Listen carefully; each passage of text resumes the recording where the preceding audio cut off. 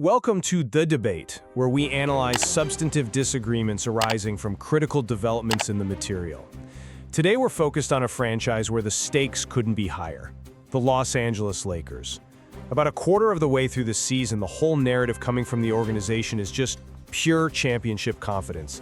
And that confidence, it's being driven by this really unprecedented offensive synergy of LeBron James, Luka Doncic, and Austin Reeves, plus the surprisingly effective presence of DeAndre inside. They genuinely seem to believe this core is built for June. And, that belief is entirely warranted if you just look at the offensive output. The numbers are staggering. The trio at times looks, frankly, unstoppable. But, and this is the core conflict we have to get into today, there is this glaring liability that's sort of underpinning their whole dominance. Their defense. Allowing 116.1 points per game, that metric puts them squarely in the bottom half of the league's defensive ratings. It's a vulnerability the front office knows has to be fixed, and fast. Absolutely, and the source material citing Sam Amick of The Athletic confirms they're already aggressively scouring the trade market for defensive help. And this brings us right to the central high-stakes decision. The Lakers championship window, fueled by this core, has not been this wide open since they lifted the trophy in 2020, but at the same time, the clock is ticking on LeBron James. So the debate is clear. Should the Lakers go all in with immediate, high-conviction aggression to get an elite, series-defining defender, or should they be more measured, more cautious, to preserve valuable assets and keep their roster stable? And I believe that prudence is paramount here.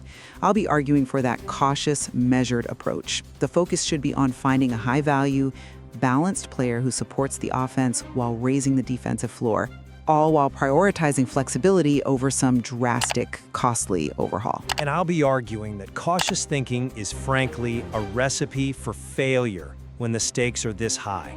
I am advocating for immediate, aggressive conviction.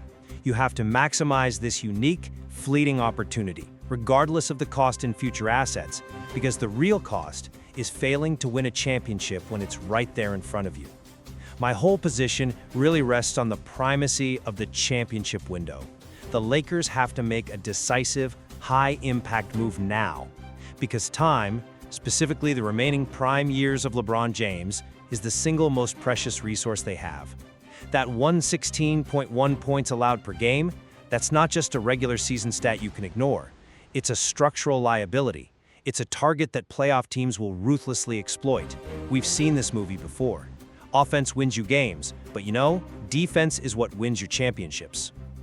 I understand the urgency, I do, but let's not mischaracterize the challenge ahead of them. To get this team from a potent contender to a genuine champion, you just can't settle for marginal improvement.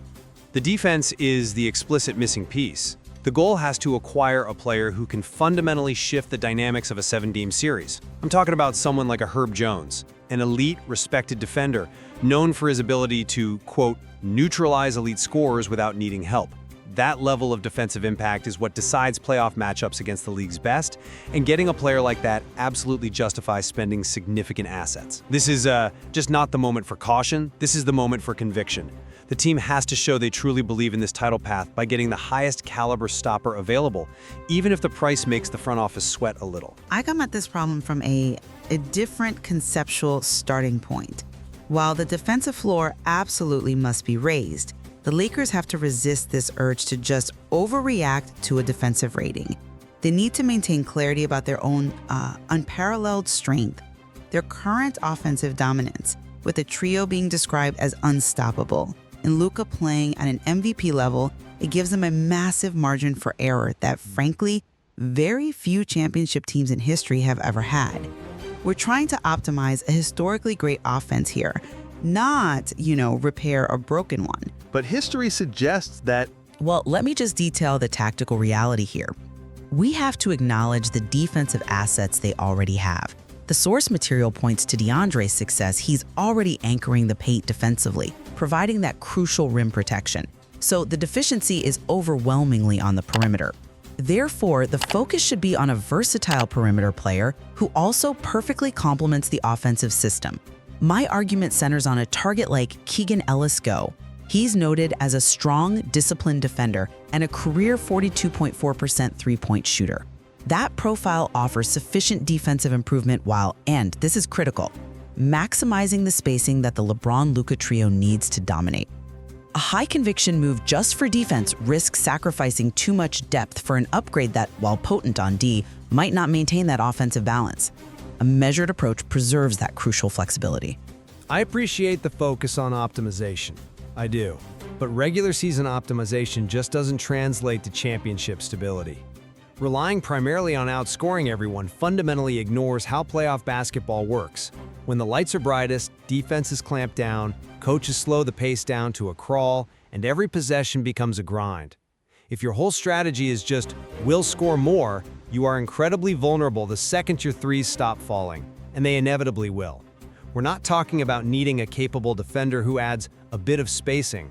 We need a player who can neutralize elite scores in an isolation. But why is that isolation ability the be-all, end-all when modern defense is so much more about scheme and switching? Because playoff offenses run through stars. I mean, look at the Western Conference alone. Whether it's Denver's creators or Phoenix's dynamic wings, the Lakers need an answer for that high-leverage defensive assignment that doesn't involve constant double-teaming and collapsing the paint. Herb Jones's reputation for handling the league's best one-on-one without needing all that help is what allows the rest of the defense to stay home on shooters. That ability is just priceless in a tight Game 5 when your own offense is completely stagnant. That's a compelling point on isolation defense, but I'd argue that these singular stoppers are becoming less important than defensive discipline and collective function. The material notes that Austin Reeves is the stabilizer, and Luka's gravity is, well, it's unprecedented. This whole ecosystem demands perfect spacing. The defensive floor only needs to be raised to, say, league average, not top free, precisely because their offense is historically good. A guy like Gobi, with his superior career 42.4% shooting, he's a weapon that stops teams from hiding bad defenders on the weak side. He gives you that immediate defensive lift, discipline, fewer breakdowns, while guaranteeing the spacing for your feared offensive grouping. Sacrificing that proven elite offensive fit for a specialist whose offense might vanish is a dangerous trade-off. It compromises the very strength we're trying to protect. So you're basically arguing that good enough is good enough for a championship team. I just vehemently disagree. In the West, with this little margin for error, good enough gets you to the conference finals. It doesn't win you the title. Okay, let's move to the second point then. The urgency and the cost. I'm sorry, but I just don't buy that the immense asset cost for an elite stopper is justified, especially in this market. You are prioritizing the now so much that you're willing to mortgage the future. We're talking about the widest window this team has had since 2020. If it's truly that wide open, why risk destabilizing the entire thing and emptying the asset cupboard, all the picks, the young players, the Kings or Pelicans might give up, for one elite defender when a highly reliable 3-and-D guy is available for a lower price? I'm just not convinced by that because it ignores the explicit context here. The clock is ticking on LeBron. This isn't about setting up the team for the next 5 years. It's about maximizing this specific, maybe 2-year window where Luka and LeBron are both at this level. The Lakers are not aiming for a long playoff run. They're targeting a championship now.